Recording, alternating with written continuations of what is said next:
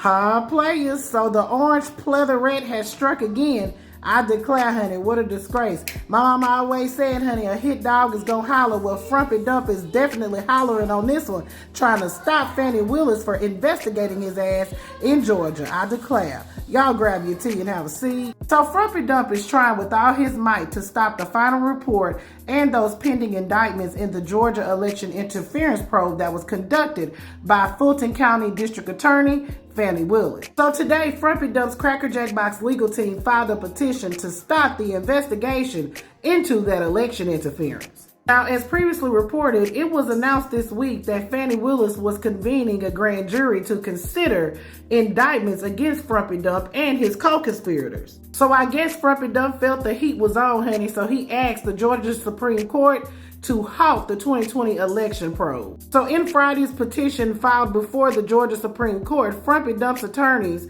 sought to quash the final report of special purpose grand jury that recommended that people be indicted. They also requested a ruling that would forbid Fannie Willis from using evidence obtained by the investigative jury, which heard testimony from about 75 witnesses between May 2022 and January of 2023. The motion asked the Supreme Court to put a halt to any ongoing proceedings related to and flowing from the special purpose grand jury's investigation until this matter can be resolved. This would include 2 regular grand juries that were seated on Tuesday, one of which is expected to be asked to hand up indictments for alleged criminal meddling in the Georgia 2020 presidential election.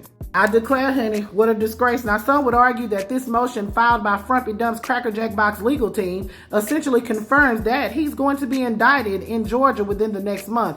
Now, Frumpy Dump just wants to get rid of the DA in the case and throw out all of the evidence against him.